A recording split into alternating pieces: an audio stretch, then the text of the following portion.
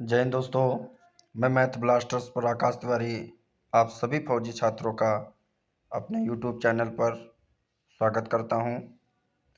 तो 15 जनवरी को एग्ज़ाम की दृष्टिकोण से सामान्य विज्ञान के कुछ महत्वपूर्ण 100 प्रश्न इस वीडियो में आपको देखने को मिलेंगे, जो आपको वर्णनानुसार रहेंगे, जिनको आपको देखना है। तो फटाफट इनको देखेंगे और आपको नोट करते चलना है। पहला प्रश्न है, RH फैक्टर संबंधित है तो रक्त से। RH फैक्टर संबंधित है रक्त से। RB फैक्टर की खोजकर्ता लैंड स्टीनर एवं विनर। RB फैक्टर की खोजकर्ता लैंड स्टीनर एवं विनर। रक्तचाप नियंत्रित होता है एड्रीनल ग्रंथि से। रक्तचाप नियंत्रित होता है एड्रीनल ग्रंथि से। रक्त को शुद्ध करता है वृक्क किडनी। रक्त को शुद्ध करता है वृक्क किडनी। रक्त के शुद्धिकरण की प्रक्रिया है डायलिसिस। रक्त के शुद्धिकरण की प्रक्रिया है डायलिसिस। मूत्र का निर्माण होता है वृक्क में। मूत्र का निर्माण होता है वृक्क में। वृक्क का भार होता है 150 ग्राम। वृक्क का भार होता है 150 ग्राम। मानव गुर्दों में बनने वाली पथरी बनी होती है कैल्शियम ऑक्जेलेट की। मानव गुर्दे किडनी में बनने वाली पथरी बनी होती है कैल्शियम ऑक्जेलेट की। तो सारे प्रश्न इम्पोर्टेंट हैं, तो बीच में ज़्यादा हम बात नहीं करेंगे, प्रश्नों पर ही चर्चा करेंगे। तो इस वीडियो को आप लोग ज़्यादा से ज़्यादा शेयर करें और हर उस बच्चे के पास जाना चाहिए वीडियो जो तैयारी कर रहा है आर्मी की और अन्य एग्जामों की अगर भी तैयारी कर रहा है तो उनके लिए भी बहुत महत्वपूर्ण है, क्योंकि आपके 15 प्रश्न साइंस के ही आने हैं। तो 9 नंबर प्रश्न कह रहा है कि रक्त क्षारी का पीएच मान 7.4। रक्त क्षारी का पीएच मान 7.4। रक्त दाब मापने वाला यंत्र है स्फिग्मोमैनोमीटर। रक्त दाब मापने वाला यंत्र है स्फिग्मोमैनोमीटर। फिर सर्वप्रथम रक्त परिसंचरण तंत्र का अध्ययन किया जाता है विलियम हार्वे ने। सर्वप्रथम रक्त परिसंचरण का तंत्र का अध्ययन किया था विलियम हार्वे ने। शरीर से हृदय की ओर रक्त ले जाने वाली रक्तवाहिनी कहलाती है शिरा। शरीर से हृदय की ओर रक्त ले जाने वाली रक्तवाहिनी कहलाती है शिरा। हृदय से शरीर की ओर रक्त ले जाने वाली रक्तवाहिनी कहलाती है धमनी। हृदय से शरीर की ओर रक्त ले जाने वाली रक्तवाहिनी कहलाती है धमनी। हृदय की धड़कन का नियंत्रक है पेसमेकर। हृदय की धड़कन का नियंत्रक है पेसमेकर। फिर जराविक सेवन है कृत्रिम हृदय। जराविक सेवन है कृत्रिम हृदय। शरीर में ऑक्सीजन का परिवहन रक्त द्वारा। शरीर में ऑक्सीजन का परिवहन रक्त द्वारा होता है। पित्त होता है पीले हरे रंग का क्षारीय द्रव। पित्त होता है पीले हरे रंग का क्षारीय द्रव। पित्त का पीएच मान होता है 7.7। पित्त का पीएच मान होता है 7.7। पित्त स्रावित होता है यकृत द्वारा। पित्त स्रावित होता है यकृत द्वारा। यकृत में भविष्य के लिए भंडारित रहता है विटामिन ए। यकृत में भविष्य के लिए भंडारित रहता है विटामिन ए। पित्त जमा होता है पित्ताशय में। पित्त जमा होता है पित्ताशय में। हाइड्रोफोबिया रोग होता है कुत्ते के काटने से। हाइड्रोफोबिया रोग होता है कुत्ते के काटने से। हाइड्रोफोबिया रोग होता है विषाणु द्वारा। हाइड्रोफोबिया रोग होता है विषाणु द्वारा। विषाणु वायरस की खोज किसने की? इवानेस्की ने। विषाणु वायरस की खोज इवानेस्की ने की। विषाणुओं का अध्ययन है वायरोलॉजी। विषाणुओं का अध्ययन है वायरोलॉजी। विषाणुओं का अध्ययन है वायरोलॉजी। जंतुओं में होने वाली फूट एवं माउथ रोग का होता है विषाणु के कारण। जंतुओं में होने वाली फूट एवं माउथ रोग होता है विषाणु के कारण। कवकों का अध्ययन कहलाता है माइकोलॉजी। कवकों का अध्ययन कहलाता है माइकोलॉजी। शैवालों की कोशिका भित्त बनी होती है सेलुलोज की। शैवालों की कोशिका भित्ति बनी होती है सेलुलोज की। जीवाणु बैक्टीरिया की खोज की तो याद रखना लीवेनहॉक ने। जीवाणु बैक्टीरिया की खोज लीवेनहॉक ने। ध्वनि का वेग सर्वाधिक होता है ठोस में। ध्वनि का वेग सर्वाधिक होता है ठोस में। ध्वनि की गति धीमी होती है हवा में। ध्वनि की गति धीमी होती है हवा में। ध्वनि की चाल होती है 760 मील प्रति घंटा। ध्वनि की चाल होती है 760 मील प्रति घंटा। आपने 324 मीटर पर सेकंड पढ़ा होगा। ताप बढ़ने से ध्वनि की चाल बढ़ती है। ताप बढ़ने से ध्वनि की चाल बढ़ती है। वायु है गैसों का मिश्रण। वायु है गैसों का मिश्रण। वायु उदाहरण है गैस का गैस में विलयन। वायु उदाहरण है गैस का गैस में विलयन। हवा में ध्वनि का वेग होता है 332 मीटर पर सेकंड। हवा में ध्वनि का वेग होता है 332 मीटर पर सेकंड। ध्वनि तीव्रता की इकाई है डेसिबल। ध्वनि तीव्रता की इकाई है डेसिबल। हवा का वाष्प घनत्व होता है 14.4। हवा का वाष्प घनत्व होता है 14.4। प्रकाश वर्ष मात्रक है दूरी का। प्रकाश वर्ष मात्रक है दूरी का। एक प्रकाश वर्ष बराबर होता है 9.46 इंटू 1012 किलोमीटर या 9.46 इंटू 1015 मीटर। मनुष्य में मेरुदंड में से कितनी जोड़ी तंत्रिका निकलती हैं? 31। मनुष्य में मेरुदंड से कितनी जोड़ी तंत्रिका निकलती हैं? 31। गुणसूत्र क्रोमोसोम की खोज वाल्डेयर ने की। गुणसूत्र क्रोमोसोम की खोज की वाल्डेयर ने। गुणसूत्रों का निर्माण होता है क्रोमेटिन नामक पदार्थ से। गुणसूत्र का निर्माण होता है क्रोमेटिन नामक पदार्थ से। तो सभी लोग पूरा वीडियो जरूर देखें और अभी तक आपने चैनल को सब्सक्राइब नहीं किया है तो प्लीज़ जय हिंद जरूर कमेंट में लिखें, फिर आप इसे सब्सक्राइब करें। मनुष्य में क्रोमोसोम की संख्या 46-23 जोड़ी। मनुष्य में क्रोमोसोम की संख्या 46 जोड़ी 46-23 जोड़ी 46 होती हैं और जोड़ी में पूछे तो 23 होती हैं, याद रखना। हरिओम। फिर जीवन की सबसे छोटी रचनात्मक एवं कार्यात्मक इकाई कोशिका। जीवन की सबसे छोटी रचनात्मक एवं कार्यात्मक इकाई कोशिका। सबसे छोटी जीवित कोशिका है माइकोप्लाज्मा। सबसे छोटी जीवित कोशिका है माइकोप्लाज्मा। शरीर की सबसे लंबी कोशिका तंत्रिका तंत्र। शरीर की सबसे लंबी कोशिका तंत्रिका तंत्र। तंत्रिका तंत्र की रचनात्मक तथा क्रियात्मक इकाई होती है न्यूरॉन। तंत्रिका तंत्र की रचनात्मक तथा क्रियात्मक इकाई होती है न्यूरॉन। कोशिका शब्द का निर्माण रॉबर्ट हुक ने किया। कोशिका शब्द का निर्माण रॉबर्ट हुक ने किया। कोशिका का आनुवांशिक पदार्थ है DNA। कोशिका का आनुवांशिक पदार्थ है DAN। कोशिका का अध्ययन साइटोलॉजी। कोशिका का अध्ययन है साइटोलॉजी। कोशिका के भीतर श्वसन का केंद्र होता है माइटोकॉन्ड्रिया। कोशिका के भीतर श्वसन का केंद्र होता है माइटोकॉन्ड्रिया। समसूत्री विभाजन होता है कायिक कोशिकाओं में। समसूत्री विभाजन होता है कायिक कोशिका में। तो आप सभी को ये नोट करना है और अगर आपको इसकी PDF चाहिए तो इसकी मैं PDF आपको भी अवेलेबल करा दूंगा, तो परेशान ना हो। और एक बार इस वीडियो को देखें और बाद में मैं आपको इसकी PDF में सिर्फ क्वेश्चन दूंगा और फिर इसके जवाब देना है कि कितने आपके सही हो गए हैं और कितने आपको पता हैं। सिर्फ क्वेश्चन रहेंगे, आंसर आपको देना पड़ेगा। फिर आगे, फिर कोशिका के भीतर श्वसन का केंद्र होता है माइटोकॉन्ड्रिया। समसूत्री विभाजन होता है कायिक कोशिकाओं में। अर्धसूत्री विभाजन होता है लिंगी जनन करने वाले कोशिकाओं में। अर्धसूत्री विभाजन होता है लिंगी जनन करने वाले कोशिकाओं में।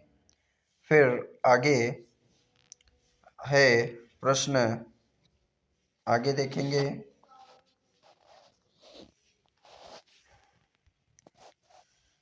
आगे स्तंभकंद, धनकंद, शकलकंद तथा प्रकंद का उदाहरण है क्रमशः आलू, स्कंदकंद, बड़ा केसर, प्याज तथा अदरक व हल्दी।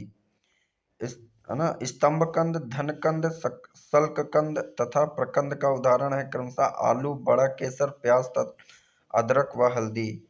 अमरूद, अंगूर, शरीफा तथा टमाटर के खाने योग्य भाग है फल भित्ति।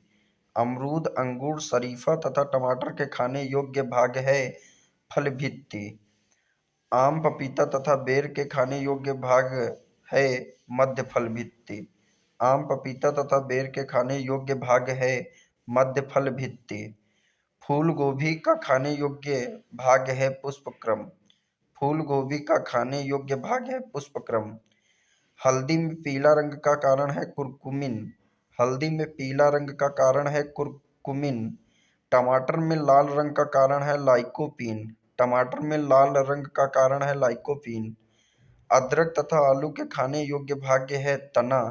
अदरक तथा आलू के खाने योग्य भाग है तना। दूध में पाई जाने वाली शर्करा है लैक्टोज। दूध में पाई जाने वाली शर्करा है लैक्टोज। सबसे लंबा कृमि वर्म है टेपवर्म। सबसे लंबा कृमि है टेपवर्म। कपड़ा सुखाने तथा दूध से मक्खन निकालने वाली मशीन कार्य करता है अपकेंद्री बल के सिद्धांत पर। कपड़ा सुखाने तथा दूध से मक्खन निकालने वाली मशीन कार्य करता है अपकेंद्री बल के सिद्धांत पर। दूध से क्रीम निकालने पर घनत्व बढ़ता है। दूध से क्रीम निकालने पर घनत्व बढ़ता है। एक अश्व शक्ति बराबर होता है 746 वाट के। एक अश्व शक्ति बराबर होता है 746 वाट के। जल का घनत्व अधिकतम तथा आयतन न्यूनतम होता है 4 डिग्री सेल्सियस पर। जल का घनत्व अधिकतम तथा आयतन न्यूनतम होता है 4 डिग्री सेल्सियस पर। मूल रंग कहलाते हैं नीला, लाल और हरा। मूल रंग कहलाते हैं नीला, लाल और हरा। इंद्रधनुष का निर्माण किन किन क्रियाओं द्वारा होता है? प्रकाश का पूर्ण आंतरिक परावर्तन, अपवर्तन और वर्ण विक्षेपण। इंद्रधनुष का निर्माण किन किन क्रियाओं के द्वारा होता है? प्रकाश का पूर्ण आंतरिक परावर्तन, अपवर्तन और वर्ण विक्षेपण। फिर आगे इंद्रधनुष में रंग होते हैं 7। इंद्रधनुष में रंग होते हैं 7। इंद्रधनुष में बीच का रंग होता है हरा। इंद्रधनुष में बीच का रंग होता है हरा। इंद्रधनुष में बीच का रंग होता है हरा। प्रकाश का रंग निश्चित होता है तरंग दैर्ध्य द्वारा। प्रकाश का रंग निश्चित होता है तरंग दैर्ध्य द्वारा। वेदन क्षमता सर्वाधिक होती है गामा किरण। वेदन क्षमता सर्वाधिक होती है गामा किरण की। पराबैंगनी किरणों की खोज की थी रिटर ने। पराबैंगनी किरणों की खोज की थी रिटर ने। पराबैंगनी किरणों की खोज की थी रिटर ने। सबसे अधिक तथा सबसे कम तरंग दैर्ध्य होता है क्रमशः लाल तथा बैंगनी रंग का। सबसे अधिक तथा सबसे कम तरंग दैर्ध्य होता है क्रमशः लाल तथा बैंगनी रंग का। प्रकाश का तरंग दैर्ध्य होता है 3900 एंगस्ट्रॉम से 7800 एंगस्ट्रॉम के बीच। प्रकाश का तरंग दैर्ध्य होता है 3900 एंगस्ट्रॉम से 7800 एंगस्ट्रॉम के बीच। मार्स गैस कहलाता है मीथेन। मार्स गैस कहलाता है मीथेन। नोबेल गैस कहलाता है हीलियम। नोबेल गैस कहलाता है हीलियम। सर्वाधिक हल्की गैस है हाइड्रोजन। सर्वाधिक हल्की गैस तत्व है हाइड्रोजन। सबसे हल्की धातु है लिथियम। सबसे हल्की धातु है लिथियम। सबसे भारी धातु है ओसियम। सबसे भारी धातु है ओसियम। सबसे कठोर धातु है प्लेटिनम। सबसे कठोर धातु है प्लेटिनम। सबसे कठोर पदार्थ है हीरा। सबसे कठोर पदार्थ है हीरा। सर्वाधिक प्रत्यास्थ धातु होता है स्टील। सर्वाधिक प्रत्यास्थ धातु होता है स्टील। गुब्बारों तथा वायुयानों के टायरों में भरी जाती है हीलियम गैस। गुब्बारों तथा वायुयानों के टायरों में भरी जाती है हीलियम गैस। अश्व गैस है क्लोरोएसीटोफिनोन। अश्व गैस है क्लोरोएसीटोफिनोन। हंसाने वाली गैस है नाइट्रस ऑक्साइड N2O। फंसाने वाली गैस है नाइट्रस ऑक्साइड N2O। जल की अस्थायी कठोरता का कारण है कैल्शियम एवं मैग्नीशियम के बाइकार्बोनेट का घुले रहना। कैल्शियम एवं मैग्नीशियम के बाइकार्बोनेट का घुले रहना। जल में स्थायी कठोरता का कारण है कैल्शियम एवं मैग्नीशियम के सल्फेट का घुले रहना। कैल्शियम एवं मैग्नीशियम के सल्फेट का घुले रहना। जल की स्थायी तथा अस्थायी कठोरता दूर होती है जल में सोडियम कार्बोनेट मिलाकर। जल की स्थायी तथा अस्थायी कठोरता दूर होती है जल में सोडियम कार्बोनेट मिलाकर। जल का शुद्ध रूप है वर्षा का जल। जल का शुद्ध रूप है वर्षा का जल। भारी जल D2O का अणुभार होता है 20। भारी जल D2O का अणुभार होता है 20। भारी जल खोज 1932 यूरे तथा वाष्पबर्न का रासायनिक नाम डायमेंटेरियम ऑक्साइड D2O है। भारी जल खोज 1932 यूरो तथा वाष्पबर्न का रासायनिक नाम डायमेंटेरियम ऑक्साइड D2O है। कृत्रिम वर्षा के लिए प्रयोग में लाया जाता है सिल्वर आयोडाइड। कृत्रिम वर्षा के लिए प्रयोग में लाया जाता है सिल्वर आयोडाइड। लोहे का सबसे शुद्ध रूप है पिटुआ लोहा। लोहे का सबसे शुद्ध रूप है पिटुआ लोहा। लोहे के किस रूप में कार्बन की मात्रा न्यूनतम होती है पिटुआ लोहा। लोहे के किस रूप में कार्बन की मात्रा न्यूनतम होती है पिटुआ लोहा।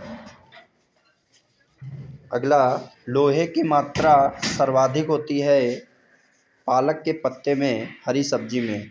लोहे की मात्रा सर्वाधिक होती है पालक के पत्ते में हरी सब्जी में। लोहे के जंग से बचाने के लिए चढ़ाई जाती है जिंक की परत। लोहे को जंग से बचाने के लिए चढ़ाई जाती है जिंक की परत। विद्युत एवं ऊष्मा का सर्वोत्तम चालक है चांदी। विद्युत एवं ऊष्मा का सर्वोत्तम चालक है चांदी। और लास्ट प्रश्न है साइंस का, शुद्धतम सोना होता है 24 कैरेट का। शुद्धतम सोना होती है 24 कैरेट की। तो ये आपके 100 प्रश्न थे, ये आप लोग ज़रूर पढ़ के जाना। इसमें आपके कई सारे प्रश्न आपको 15 जनवरी को देखने को मिल जाएंगे। इसी प्रकार आपको अगर वीडियो अच्छा लगे तो इसे लाइक करें, शेयर करें।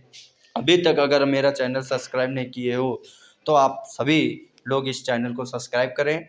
और इसी तरह हर लेक्चर का, हर सब्जेक्ट का आपको मैं प्रश्न का अलग अलग वीडियो बना के डाल दूंगा। जय हिंद, जय भारत, वंदे मातरम। से आपको याद रखना है, ध्यानपूर्वक पढ़ना है।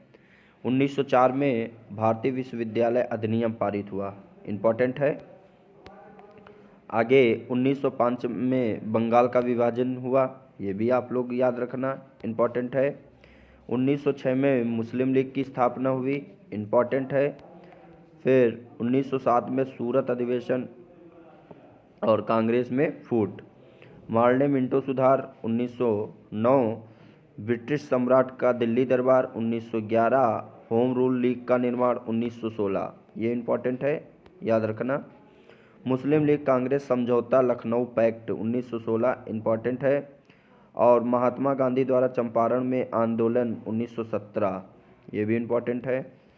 फिर रॉलेक्ट अधिनियम 1919 और जलियांवाला बाग हत्याकांड, इम्पोर्टेंट है, इनको याद रखना। आगे मॉन्टेग्यू चेम्सफोर्ड सुधार 1919, खिलाफत आंदोलन, ये इम्पोर्टेंट है आपका, खिलाफत आंदोलन और असहयोग आंदोलन। तो ये दोनों जो खिलाफत आंदोलन है और असहयोग आंदोलन है, ये दोनों 1920। फिर उसके बाद 1922 में चौरी चौरा कांड, इम्पोर्टेंट है। 1922 में चौरी चौरा कांड, ये भी इम्पोर्टेंट है, डेट याद रखना। और 1927 में साइमन कमीशन की नियुक्ति। 1928 में साइमन कमीशन का भारत आगमन, इम्पोर्टेंट है। और 1929 में भगत सिंह द्वारा केंद्रीय असेंबली में बम विस्फोट, ये भी इम्पोर्टेंट है। फिर 1929 में कांग्रेस द्वारा पूर्ण स्वतंत्रता की मांग और सविनय अवज्ञा आंदोलन 1930, ये इम्पोर्टेंट है। फिर उसके बाद 1930 में प्रथम गोल सम्मेलन, ये भी इम्पोर्टेंट है। और इसके बाद 1931 में द्वितीय गोल सम्मेलन। फिर उसके बाद आगे तृतीय गोलमेज 1932, ये याद रखना सभी। 1932 में सांप्रदायिक निर्वाचन प्रणाली और पूना पैक्ट, ये याद रखना। पूना पैक्ट 1932 और भारत छोड़ो आंदोलन 1942। आगे है क्रिप्स मिशन का आगमन 1942। आज़ाद हिंद फौज की स्थापना, वेरी इंपॉर्टेंट है, 1943 में हुई। कैबिनेट मिशन का आगमन 1946। भारतीय संविधान सभा का निर्वाचन 1946, इम्पोर्टेंट है। फिर अंतरिम सरकार की स्थापना 1946 और भारत के विभाजन के माउंटबेटन योजना 1947। तो ये आपके कुछ महत्वपूर्ण हैं जो ईयर याद रखना है, कब क्या हुआ है। तो अगर इसकी आपको पीडीएफ चाहिए तो आप लोग पीडीएफ ले सकते हैं। जीएस की अलग है, जीके की अलग है और